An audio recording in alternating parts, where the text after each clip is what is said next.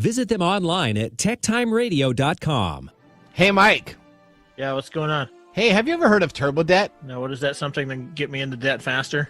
No, turbo debt is not to get you in debt faster. It's to help you get out of debt. Do you have over $10,000 in credit card, personal loans, medical, or payday loans?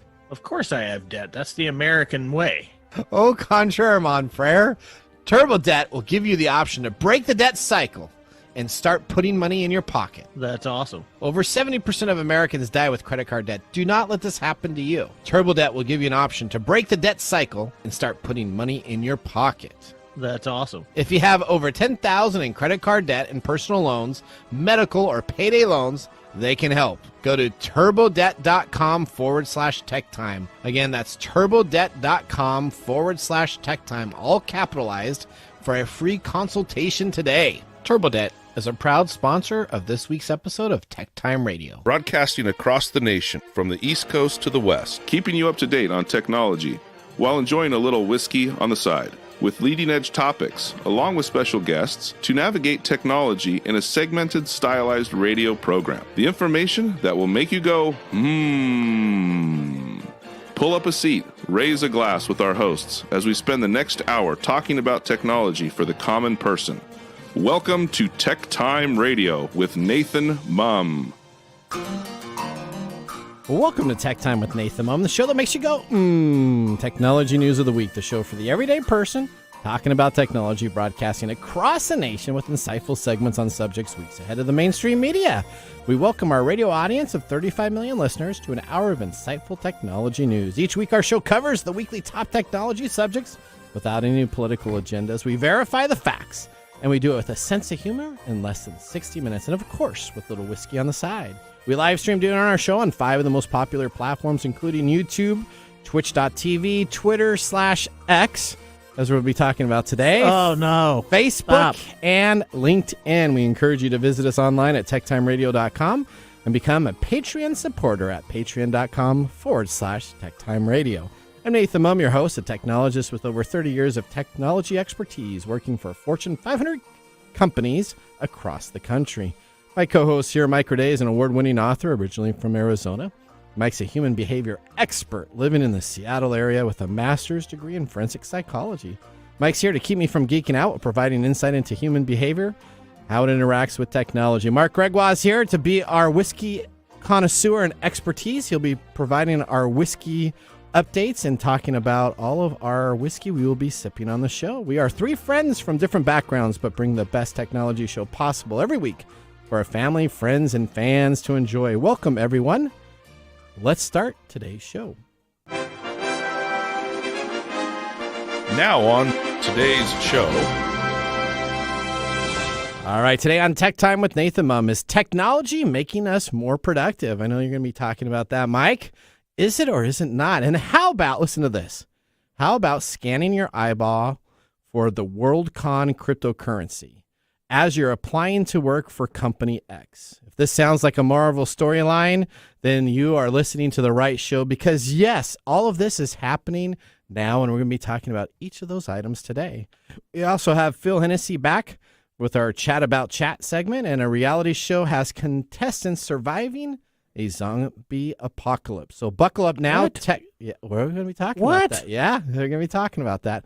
So buckle up, tech enthusiasts, because here at Tech Time, we believe that a shot of whiskey and humor makes the technology go down in the most delightful way. All right. In addition, we have our standard features, including Mike's mesmerizing moment, technology fail of the week, and a possible Nathan Nugget. And as always, we have our pick of the day whiskey tasting during the commercials to see if our selected whiskey pick gets 0, 1, or 2 thumbs up at the end of the show. So sit back, raise a glass, and welcome to Tech Time with Nathan Mumm. Now, it's time for the latest headlines in the world of technology. Here are our top technology stories of the week. All right. Elon Musk, Twitter is rebranded as X. Yeah. And kills it just happened. The blue bird logo. It just happened on your machine. On your machine. On my machine. It went from the Twitter bird to X. It happened when I logged into our Twitter account. It went from the blue bird to this ugly looking X. But now let's let's not talk about it. Let's listen to Ira Spitzer as he talks about what this has to do with our Twitter that we once loved and knew.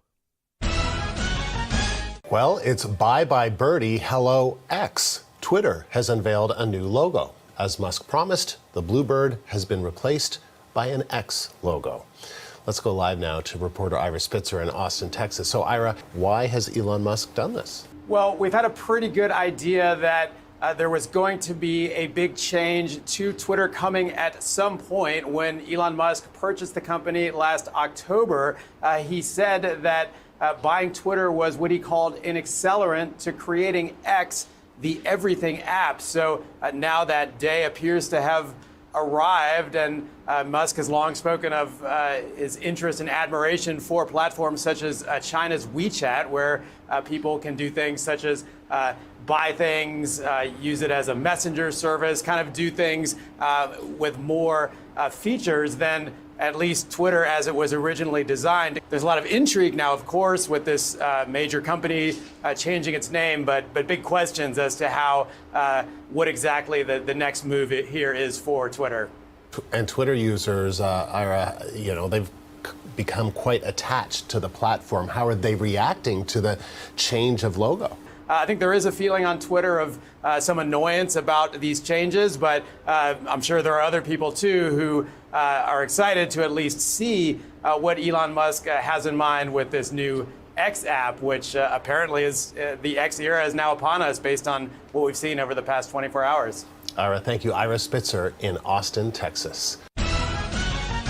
All right. So have you seen this logo? Let me just tell you. Yeah, I just saw it. Okay. I hope he paid no money for any design firm to create this logo. It's a white X on a black background. That is it. You know that took a lot of people that got paid a lot of money to come up with X. up with that has an open space. This is the most unoriginal icon or logo I have ever seen. I mean, I get that you're trying to be very simple, generic and what needs to be taken care of, but now all of a sudden your tweets have been replaced. Are we going to? They're now called X's. Are we going to just? So are we going to be be running around Xing everything? Well, just think you're going to be sitting there and your wife looks at you and what you're doing, and I'm sending messages. I'm sending all my X's out. So I was like, "What are you doing? You're sending out messages to your exes?" I'll be like, "Yeah," and I'm sending out all my messages on my exes. So horrible branding. But you know what?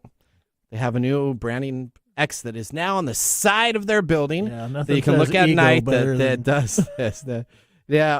Musk was really excited about this. On Sunday, he posted an image of a flickering X on Twitter. And later in the Twitter Spaces audio chat, he replied yes when asked if Twitter logo would change. Twitter has made one massive impression and then changed the way they communicate. Now with X, we'll go further, transforming the global town square. Now, their idea, that's really what they're trying to do. They're trying to become a platform where you buy stuff at. So they're trying to become Amazon. So they're trying to do what everybody else is doing. You're going to buy stuff from them. So you're going to be an Amazon platform. You're going to be a social media platform to send out tweets. I'm sure they're coming up with some X branding to do X pages so that they can have some type of Facebook equivalent. I mean, they are clearly hurting to pay bills, and now they're deciding to come out with their whole new. I'm interested to see all the X Twitter users. So I'll just tell you, Threads. You know what? I'm not a big Facebook fan. I'm not a big Elon Musk fan either. So I'm really kind of struggling here. But now you got Mark Zuckerberg that is like being handed to him the Threads people that are like, okay, we can understand Threads. It kind of makes sense. It actually has a standard logo. We'll just plop over to this platform. We'll forget this whole X and Twitter and everything else. I think Threads could have never asked for anything better than all this craziness that Elon's doing. It might. This might be bad timing on the part of Elon. Well, so then I was doing some research. This really killed me because do you know the original bird for the Twitter co-founder was called Larry? Did you know that? As in Larry Bird. That is correct. Named after the Boston Celtic legend Larry Bird. And they got rid of Larry Bird. And they replaced him with some X. So They all right. replaced him with some X, There huh? you go. That's what it is. I All bet right. he's feeling good. Well, there you go. Story number 2. Mike, help us out. You're gonna make me feel good about myself in this one. I don't think so. Uh-oh, what's happening? Hey, What do you think technology is making us more productive? Well, isn't that why we create technology? I beg to differ about why we create technology. Okay. But We make isn't technology think- the you whole would idea think- was you're supposed to be able to leave work earlier, be able to do stuff from the beach so you can enjoy the beach and all these atmospheres. That's the whole idea of laptops and cell phones, right? presumably, Okay. But there's only one small problem with all that is all this new stuff that's supposed to make technology or productivity better Yeah. doesn't seem to be working out. Uh-oh. Tell me more. Well, we go back to 1974 to 2008. Okay. Productivity, or the amount of output you get per worker, Yep. okay, that grew at an annual rate of 2.3%. So that's where the computer revolution started, right? Yeah. Mainframes in 74 and Yep. So 2008. Yep. So you got stuff going on, and then between 2008 and 2020, the rate collapsed to about only 0.5% per year. Really? So it went down, Okay. and in the past 3 months of this year, productivity has been down 0.6%. Even more than that 0.5. Even more than The 0.5. So before 2020. Wow. Now I'm sure that may have something to do with the pandemic, Okay. but nobody really knows for sure if this is true statistical probability or not, because one of the big problems is we don't know if they're measuring the correct thing. So Oh, that makes sense because I mean, probably in the 70s to 80s or 74 to 2008, you probably were looking at certain statistics that you could pull from that, but it's probably tougher to pull the electronic statistics of productivity. Is that right? yeah, I mean, one of these big economists has an example from 19th century industrial revolution that illustrates how productivity can be missed from the statistics. Okay. It's a study, 1885 yearbook of statistics for the UK. It's 120 pages long, most of which is about agriculture, and there are 12 pages on mines, railways, and cotton mills. Okay. Which, that's where all this stuff started hyping up. So you see that they still were focusing on the agricultural piece, Okay. rather than the production piece. So that could be it. There's also some other Is it theories. so? Are they trying to look at how many widgets have been created? I mean, because that's what you go back in the 50s, right? It was all about how many widget X can you do. The Coca-Cola company, Ford, all of them did. How many vehicles were doing, and maybe the productivity is a little different now. The basic measure is the amount of output you get per worker Okay. at an annual rate. Okay. And I don't know how they do that across all industries, but that's what they look at as far as productivity is concerned. It feels like there's a continuing to go through a huge period of innovation and technological advancement, but it may be that one theory is that we're using all this technology to avoid doing work, such as Xing Yeah. Yeah. or tweeting. Tweeting and looking at scrolling and everything. That I mean, I'm sure that's there's a factor. so many employees on YouTube I'm sure now. that's a factor. Okay. Another underlying factor that I don't know if they put a lot of thought into this is that maybe we're innovating so quickly that people can't keep up with the technology. Okay. So we're getting a big gap between those who can use the technology well and those who can't. Well, we can take a look at Apple on this, right? So they're just now coming out with their virtual reality headset, right? Mm-hmm. And so Quest has been out, and Meta has already failed in this field. So they kind of essentially decided to wait a little longer for the adoption rate. Sometimes with technology, it just takes a while to get that adoption rate to actually happen at the masses versus the slow amount. Could be. Who knows? Okay. We may not even know for decades, because this is something that's just a recent sort of thing.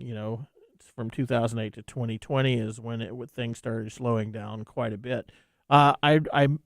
I can maybe offer my own opinion is that maybe there's a time factor involved that we're not paying attention to, because no matter how many pieces of equipment we put in front of somebody, we still only work a certain amount of time per day. Yep. And human beings being what they are, they don't maintain a high level of productivity through all those 8 hours. In fact, the most productive average is about 6 hours, and then that goes up and down throughout the day as we take breaks or we chat with our neighbors or whatever. So there's a lot of factors going on, but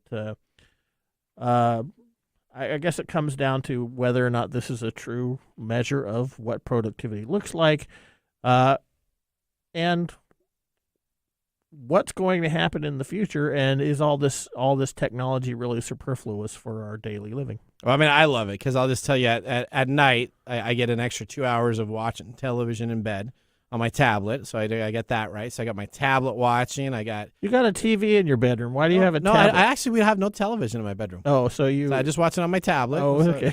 So I got that all taken care of. Okay. And so there you go. All right. I don't know that that's what productivity is all about, though. But you go ahead. Okay. All right. Go ahead. Well, let's talk about the next one. Okay. All right. Story number 3. OpenAI, Sam Altman. He's my hero right now. I know he's your hero. He launches Worldcoin crypto project. Oh, no. All right. So let's go to Frederick Lima on the breaking story of what Worldcoin is. Worldcoin, a cryptocurrency project founded by OpenAI CEO Sam Altman, launched on Monday. The project's core offering is its World ID, which the company describes as a digital passport to prove that its holder is a real human, not an AI bot. To get a World ID, a customer signs up to do an in-person iris scan using Worldcoin's orb, a silver ball approximately the size of a bowling ball. Once the orb's iris scan verifies the person is a real human, it creates a World ID. The project has 2 million users from its beta period, and with Monday's launch, Worldcoin is scaling up orbing operations to 35 cities in 20 countries. As an enticement, those who sign up in certain countries will receive Worldcoin's cryptocurrency token WLD.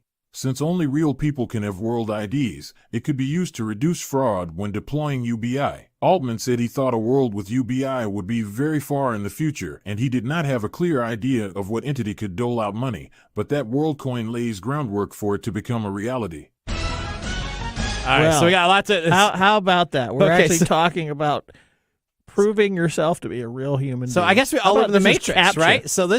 So here's what we got going on. So there's a lot of acronyms. that Is we're he stored still up. your? Is he still your? It's still, hero? yeah, he's still my hero because if he pulls this off, this is the biggest pyramid scam ever, and he's getting attention, and people are like, "Oh yeah, this is fantastic." All right, so here's what you get. I bet this has a lot of fundamental groups just going nuts. It probably does. So you're creating a World ID with this. You get this big orb, and it scans your irises. Okay. Yes. And after it's a ret, and it's going retina. around really predominantly in second world, not third world nations, but second world nations, not first world nations, but nations that are like, okay, yeah, sure, I'll do that. And what you get is a little certificate that you can then go log into that gives you one cryptocurrency from a cryptocurrency market that no one has heard about that just got launched this week out of the middle of nowhere. How ironic thin air. all of this is. This is so ironic. Now, this cryptocurrency is worth $5 now, trading on Bigtrix at $5 a freaking share on this fake stuff that he just created on Monday. Yes. Yeah. Okay. Yeah. Now, his thing is he wants to understand who humans are versus AI. So I am watching the new Marvel's Secret Invasion Wars, right? And so there are all these scrolls that are taken. I mean, I only can think that Sam is thinking that we've been infiltrated by aliens, and that this is the only way. Is that where your brain goes? That's exactly where I go. Because why the heck would you create this? Now, okay, maybe you should dial it back there, Dr. Strange. Okay. We live our lives, whether we want to acknowledge it or not. We live our lives in a virtual situation. We are always online doing things. We are always online participating in surveys and transactions and things like that.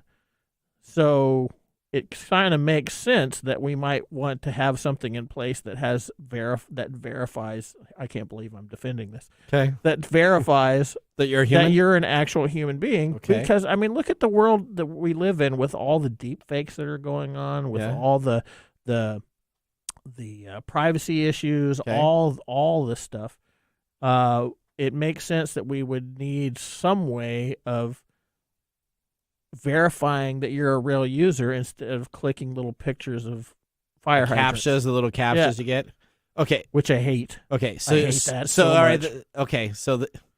So now he's doing this because he believes that one day it's just going to come. The orb's just going to come on its own and be like exactly. Knocking Take pictures on the door and be of like, hey, I need your you retina open scan. It's going to be like Minority Report where they have the exactly. scanner. The unit looks just like that. So you can find out more if you want to learn about Worldcoin, which I've never heard of before until this week. Well, that's because it just came out. They just started it's just it. a fake thing that people are already trading for. All right, last story because I had to throw in an extra one here. Story number 4. No, you didn't. With the U.S. actors and writers strikes this fall, TV lineups are going to be laced with reality TV. I guess you probably lost some of that productivity we're talking about in the bedroom. Okay. Well, okay. Hang on now. So, shows like Buddy Games. Have you seen that? Have you seen the movie called Buddy Games? No. Okay. So, there's a movie. So, they have reality show Buddy Games, Big Brother. These are summer junk shows that they essentially throw on in so that you can watch something. I really don't watch TV. I this hate fall, reality TV. Because of the writer's strike and because of the actor's strike, these are now premiere shows. And you know what? Netflix is following suit with a new reality show where contestants survive a zombie apocalypse. If Squid Game's reality show was not dangerous enough, Netflix is going to go into its extreme area where they have an unscripted series about a zombie apocalypse. So here's the basic setup. A group of unwitting contestants gather to take part in a reality dating show, but things go terribly wrong, and they find themselves in the middle of Seoul, Korea, overrun by zombies. Together, they must escape the city and outrun the walking dead or risk becoming zombies themselves. The show will feature 10 different cast members trying to complete quests to progress to the next stage levels, and it includes some notable faces who will be starring in this non-reality apocalypse show. There you go. Yeah, what do you think about that? That sounds like junk. That sounds like crap. Zombieverse. I'm not going to watch. Starts streaming on August 18th. Now, you say that now, but Squid Game came on out and everybody's I never watched that. Okay. I never watched that movie. It's a pretty good type of deal. So it's not bad.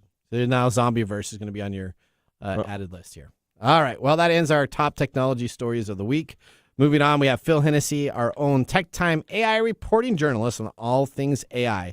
Buckle up, tech enthusiasts, because we're here at TechTime Radio. We believe that a shot of whiskey and humor makes the technology go down in the most delightful way. All right, you're listening to Tech Time with Nathan Mumm. We'll be right back after this commercial break.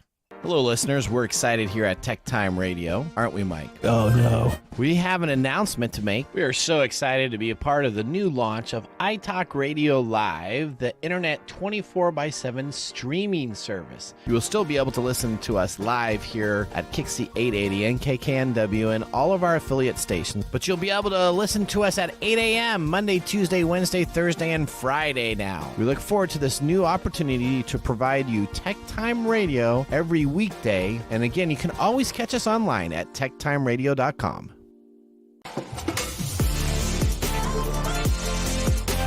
Welcome back to Tech Time with Nathan Mumm. Tech Time's a weekly hour technology show.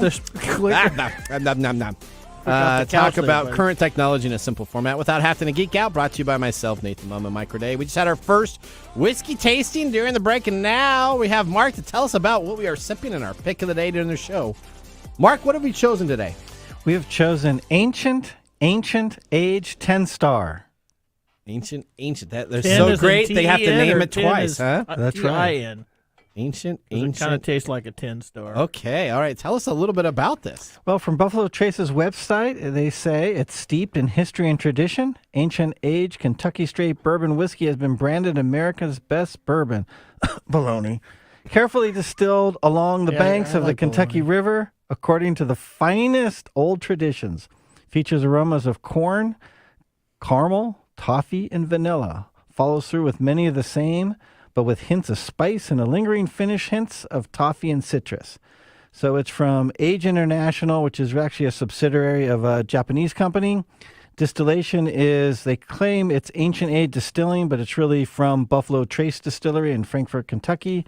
It's a straight bourbon aged at least 36 months. It's 90 proof. The mash bill, it's the High Rye Buffalo Trace No. 2, but they don't tell you exactly what the blend is.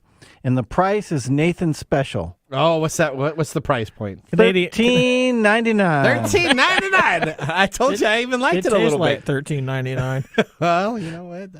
This one tastes really good. So, it doesn't have the It's aroma, not bitter the or aroma horrible. is nice. The beginning is pretty good actually. When you first taste it, there's no long burn, but the finish sucks. Oh yeah, it may, but it's $13, man. It tastes like turpentine. Now all of a sudden it's got a whole different value level, but it doesn't have a cork top. It doesn't have a cork. it's top. a screw top, and it lives up to that. Okay. Yeah, yeah. Well, Stay thank you, tuned Mark. for the mumbles or the bottle is rant actually later. All right.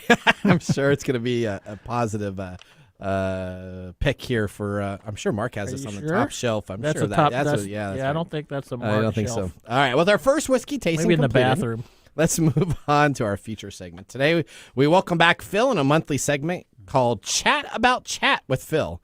We have a plethora of exciting news to discuss and an inside scoop of what Apple is doing with AI. Join us as we embark on a fascinating journey into the future of AI. Once a month, Phil joins us as our technology robotics expert, bringing up our Comcast live stream now. We're ready to start Chat with Phil. Welcome to the AI segment, Chat About Cat, with our tech time guest, my favorite humanoid, Mr. Phil Hennessy.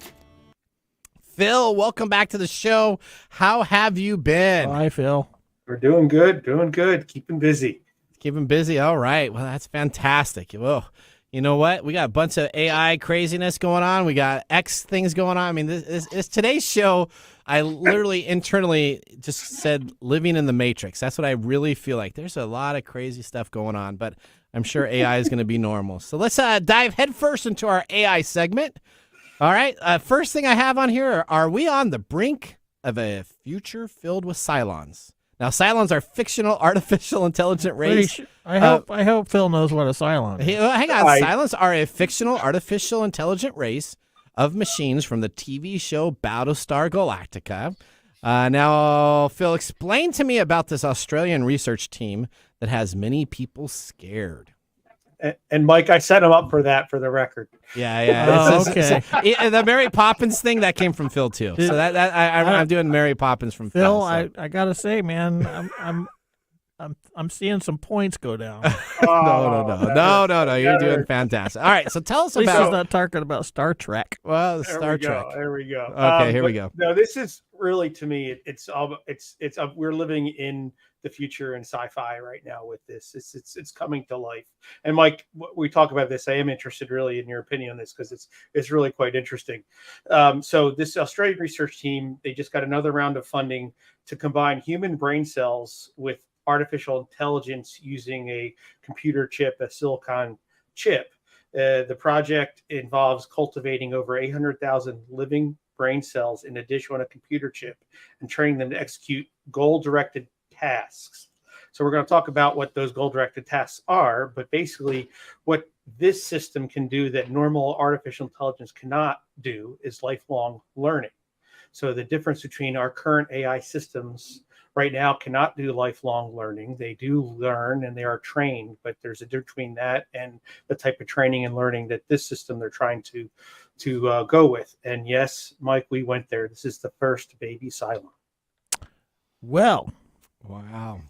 I gotta tell you, What's that? I got chills You got chills? Why do you have chills on this? because that's kind of a scary prospect. Well, okay, so we're going to learn a little bit more about this. All right, so now let's talk about this thing. It's called the dish brain system, on how these Cylons work, right? So let's explain this because this is really interesting. I know Mark and Mike both will get a kind of a kick out of this. How are they training these Cylons with these computer chips? Sure. So what they're doing is they're growing this level, these brain cells on a special chip, and they're keeping that chip in a nutrient bath, so they keep obviously the cells alive, and they're using computer-generated Pong. I'm not sure how many people know Pong and don't. We're getting to that point to test the abilities of this system. So it's quite interesting what they're doing with that. All right, so talking about these Pong. These are active biological neurons that are interacting with a piece of technology that is Correct. programmable. That is correct. So we're talking about. This Borg. is like I'm going. Well, yeah. So it responds to stimuli. So sorry, go ahead. All right, so talking about Pong. Pong is like 50 years old. It was created in 1972. So this is an AI that's 50 years behind us. So these Cylons are not advanced. Is that what you're telling me, Phil? what I'm saying here, Nathan, is that it's we're in the world of sci-fi in the future, and it's going to be very interesting with this technology 50 years from now where it's going to be, because it's at a very nascent, very, very beginning, baby steps for that. That's what it's doing. And so as we talk about, Pong is a 2D video game many, many moons ago that has a little ball that bounces back and forth, and there's a little paddle that moves up and down to bounce the ball so it doesn't go off screen. Yep. So what they did is they trained with this chip, they can give electrical signals to the brain cells on the chip. So to keep it a positive stimuli, and I didn't know about this, Mike, so I'm curious what you know about it. It's called the free energy principle for psychology. I don't know if you heard about that, but basically it's when the brain is expecting positive organized signals versus white noise. So they give it very organized signal for a positive effect when the paddle hits the ball. And when it's not, they give it a disorganized signal or white noise. And so they're able to train this system with silicon and biological brain cells to be able to start controlling this paddle up and down and keep the ball where it's supposed to go.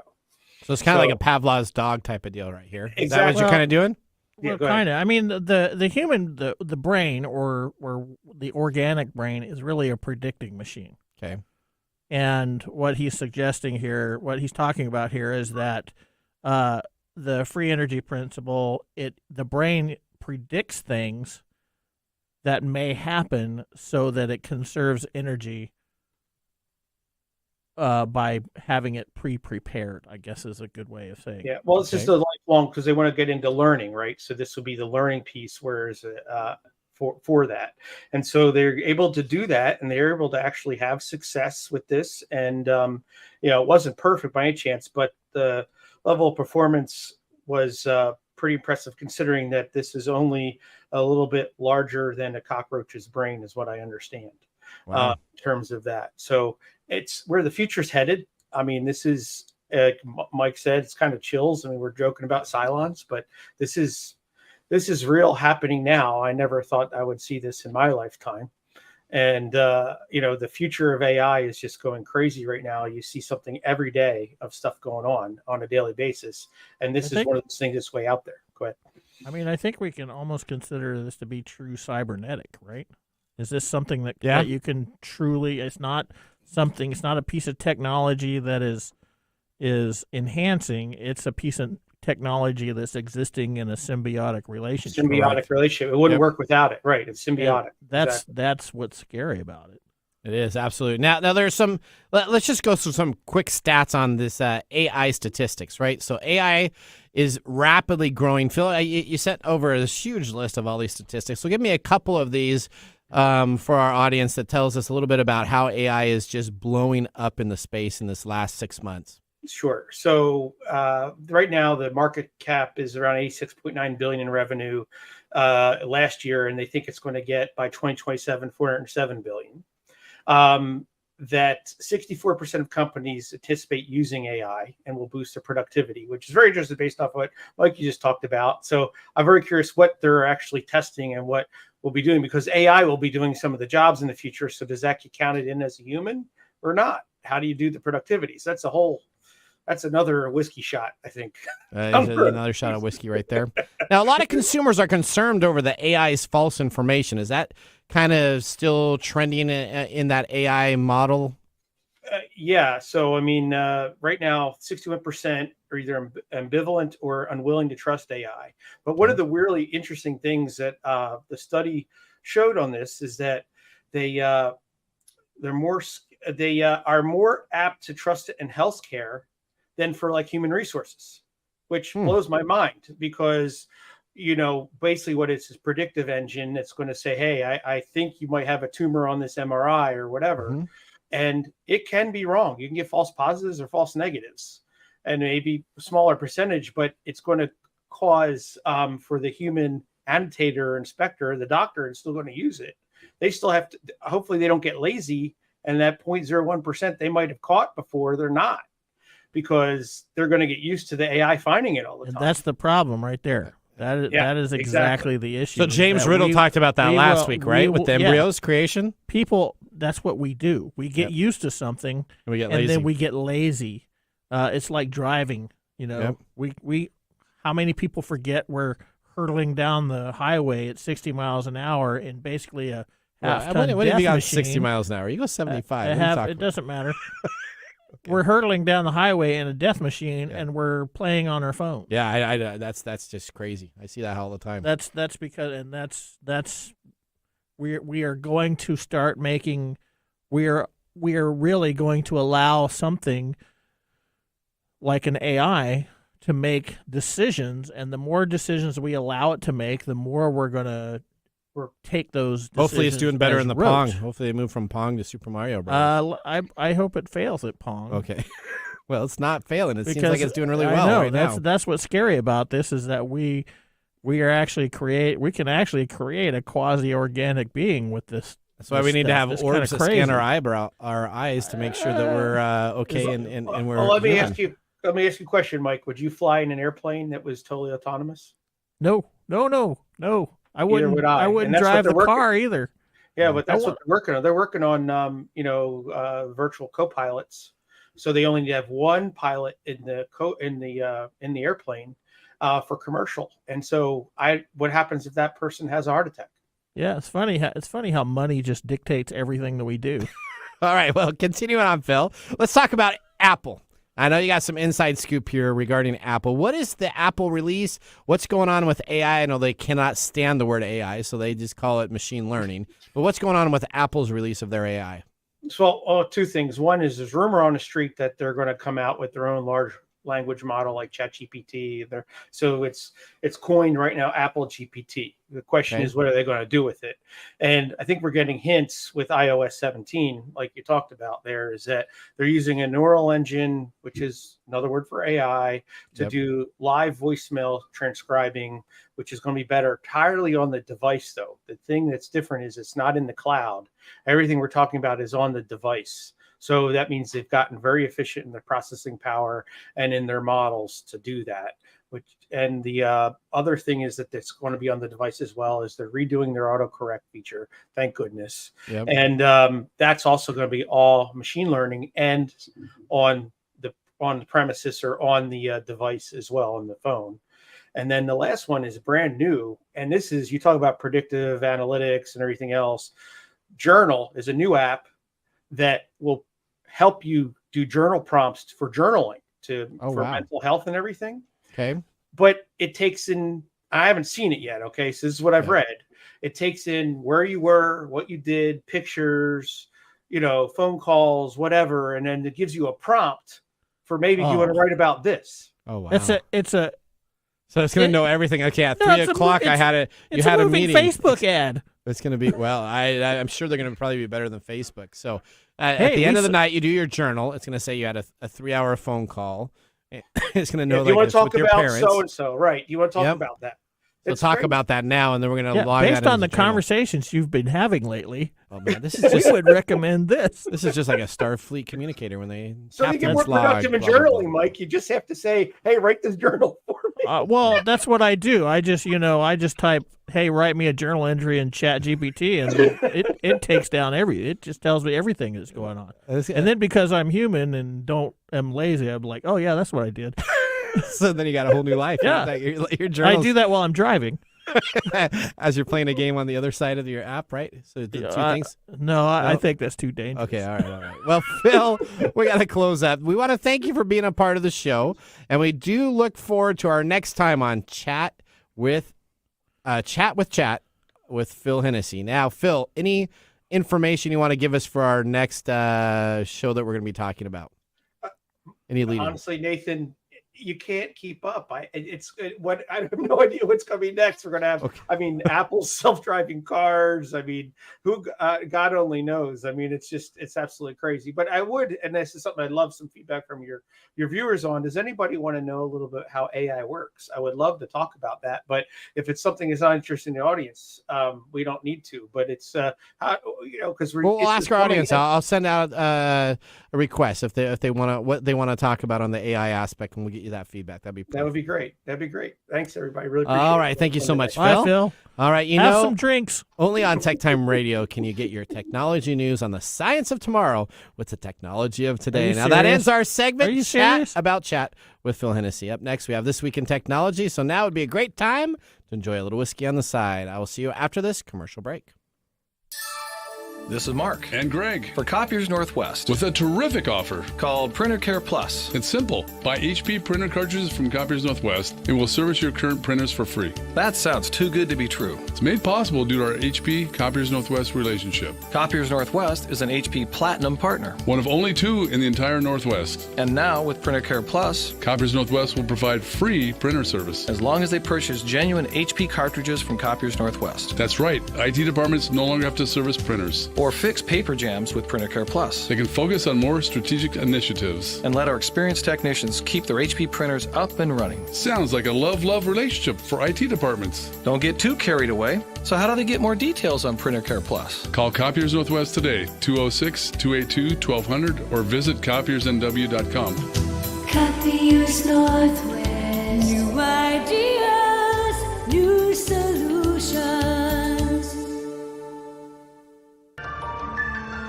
And now, let's look back at this week in technology. All right. We're going back to July 24th, 1950. The first rocket launch from Cape Canaveral. It was the first successful launch that occurs at Cape Canaveral with the rocket Bumper 8 that was captured from a German V-2 rocket. And it was also then modified with the U.S. Army Corporal second stage.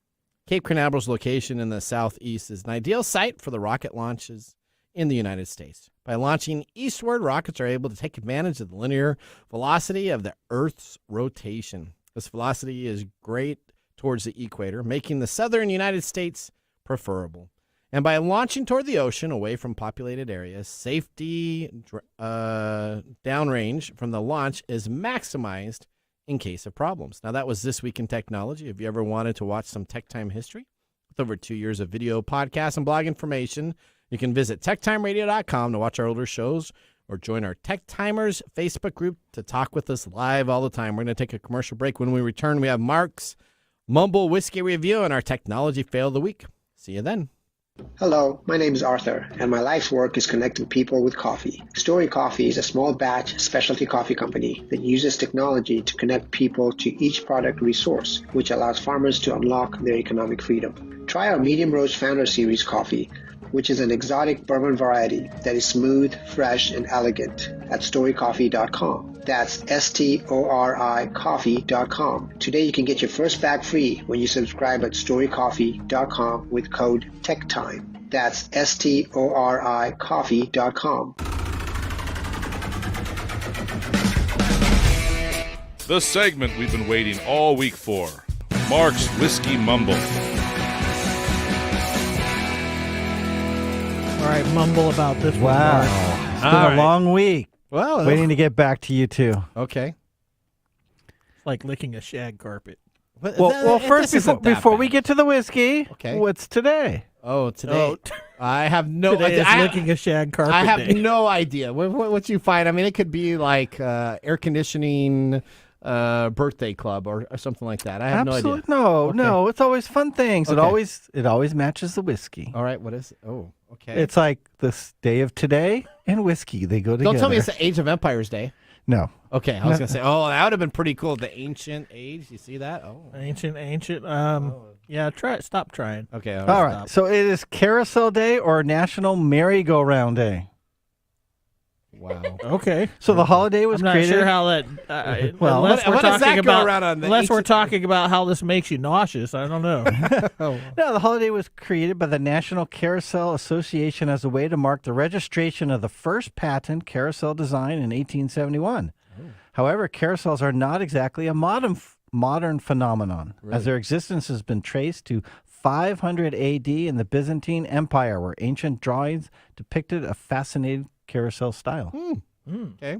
Too bad they didn't have the liquor to go with it. So let's move from the ancient Byzantine Empire to ancient age 10 star. Okay. At one time, ancient age did carry a 10-year statement. Oh. The 10 is still in the label, but it is over the word star and has zero relationship to age. This is a lame marketing move to keep a number on the bottle and fool people into thinking it's still 10 years old. Oh. Now, what's interesting for those out there, Maybe it means it's going to be 10 years till you try to taste it again. Or it takes you 10 years to get through. Takes you 10 years to get over it. Hey, no comments sorry. on thumbs up or thumbs down. Okay, sorry. So did you guys I give it a thumbs up. No. This is the same mash bill as Blanton's. Really? It's a high rye mash bill. All the following bourbons are made from this exact mash bill. Okay. Ancient Age, of course. Rock Hill Farms, which is delicious. Hancock President's Reserve, delicious. Blanton's, delicious. Elmer T. Lee, very nice. And Virginia Gentleman. Technically, any barrel made with this mash bill can become any one of these bourbons. So what happened to this one? Well, some people say Ancient Age is virtually the same as Blanton's. No Unfortunately, way. This does not taste they anything are like wrong. Well, virtually, that just means that it's illusory. Yeah, no. Yeah, there's no. So for you astute viewers and listeners out there, this whiskey is young, very, very grain forward, and a bit high in the ethanol. Bottom line, it's begging for more time in the barrel. Now, if you happen to stumble across an Ancient Age that is actually 10 years old, and that's ones that they stopped that in the early 2010s, Okay. that's a different story. Oh. It shouldn't be filtered through a rusty radiator either. I may actually spend $19 and skip the $13 bottle. Not saying that that's what I'm doing. I'd only buy this if I only had $13.99 in my pocket and nothing else in the future. Okay. Hey, Mark. Thank you for that, This Mumble. was his last desperate. This is the last desperate drink Mark's ever going to take. If he's on a desert island and he's got $13, I don't know if I would clean my paintbrushes. I may buy a in this. Canadian Mist at $9 a bottle, so I have a little bit left over. All right. It's not as bad as that. Okay, that's Okay. fair. All right. Let's move on. All right. Well, you know what? Whiskey and technology are a great pairing, just like the pairing of Mork and Mindy. Right, Mike?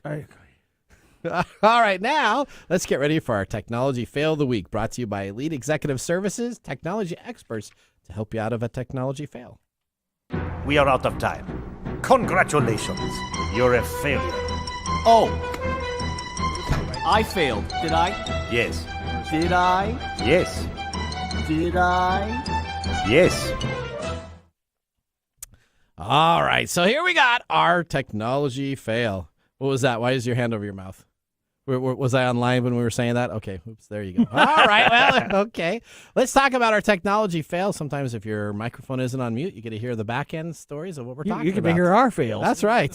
What was that? It's our Mark's not even on the radio here. All right, so our technology fail is that our mics were still hot. Now, we're going to go to the city of Albuquerque, who spent thousands of dollars on failed technology. The city spent tens of thousands of dollars to put gunshot detection technology inside the Sunport, which is their big arena that they have down there. Nearly 5 years later, an Inspector General report revealed that the tech still isn't operational. Well, the Inspector General's report placed a lot of blame on the company behind the non-functioning gunshot detection system. The CEO of the technology said he disagrees with the city's report. According to the report, the city's aviation department purchased the EAGL shot detection technology for $80,000 plus in the year 2018. That technology was meant to focus on the area's high traffic inside the Sunport, such as baggage, claiming tickets, and the Great Hall area that was available for them to get. But the IG reported saying that the system never passed all of its certification tests. The city deactivated the system in 2021, and since then, it's been set unused. This, again, is a failure of implementation. Anytime you have a product, note self number one before I go into my nugget. Make sure you have a testing period of 3 months prior to any major technology purchase. If you're going to say you're going to try out a new technology, make sure you spend the time to deploy it correctly and make sure you have your engineering team there to make sure it is deployed as taken care of instead of purchasing it and deploying later. So this is a problem. Fail with on how the it's city. Implemented. Correct. Not the fail that it actually doesn't detect. There are two what it's sides. supposed One to. side says it works. The other side says it doesn't. But you know what? Instead of them working together on the implementation, they decided to purchase it and implement it later. Wah, wah, wah. Don't do that at all. All right, we're going to head out no, we're not going to head out for our last commercial break. We're actually going to go right now to the Mike's Mesmerizing Moment, brought to us by Story Coffee. This is Mike's Mesmerizing Moment, presented by Story Coffee. Visit storycoffee.com. All right, Mike, let's Because talk he's about Nathan. this. All right, so scanning an eyeball is this week's Odd Duck. Why do humans fall for or even elect to do crazy things like this? What do you mean? Well, the idea of going in and having your eyeball scanned by this orb to get these fake cryptocurrency or to get cryptocurrency that doesn't really exist out there. Why do people fall for these stunts and why do we want to do these crazy things? Well, I don't know if I would classify it as crazy. Okay. We have a unique perspective on the world, and it's due because of our complex neural system. Okay. We can imagine things, and as far as I know, no other creature on Earth is able to do that. So we're able to do. The problem is that our brain does not understand what's real and what is not real. Okay. Okay. That's why we, schizophrenics have difficulty with hallucinations. Why you experience it as a dream that you feel is completely real is that when your brain gets input, it has to use your consciousness to decide whether or not it's real. And then it's going to do your body. So this kind of stuff is fake. Yeah. It's fake, but because we can interact with it, because we can track the way we do things. Like if I go online and I click a button and I have this thing that says I have a piece of Worldcoin or whatever it is, that's real. That becomes real in my perception or my world. Okay. Okay. So if this person is telling me that I just bought this product from, hey, we need to verify that you're actually real, we're going to send this orb over and it's going to take a retina shot of your eyeballs, and that's going to tell us that you're a real human being, people are probably going to be like, okay, sounds fine to me. I mean, I have to produce a birth certificate and all these other documents for a passport. Someone scanning my eye with a freaking big giant orb, that's not something. Maybe it's not as crazy as I think. Then, huh? I don't. It's really not crazy in the sense that we use it, but we really need to question how we go about implementing these things. Like you just said, these things are just going in and not being implemented at all. With the testing period, we're just blithely going along with whatever comes down the path. So I got you. Speaking of crazy, let's go to the Nathan Nugget. This is your Nugget of the Week. All right, this is crazy, though. Microsoft has created a pizza-scented Xbox controller and a part of the Teenage Mutant Ninja Turtle marketing campaign. And fairly, most controllers give out probably a sweaty smell after hours of gaming. I know mine does. I don't know. I don't smell my. Okay, well, mine sometimes gets really sticky. But Microsoft has now created what they are calling the Smells Like a Pizza controller, the first ever pizza-scented controller as part of the marketing for the new Teenage Mutant Ninja Turtles Mutant Mayhem movie. Microsoft has designed the custom TNT Xbox controllers that has a scent diffuser strapped to the back in the shape of a slice of a pizza. There are 4 different flavors you can smell for this pizza-scented controller. So this isn't like Scratch or Sniff or the Willy Wonka where you got Grandpa You have Joe a diffuser in going there down that's going to smell like pizza. on the snozberries. Like a pepperoni pizza, a meat pizza, cheese pizza. All right, there you go. The only way you can do this, though, is by entering an Xbox Game Pass on their Twitter account, which is now known as X. On their X X account. That's right. All right, let's go and do our whiskey pick of the day.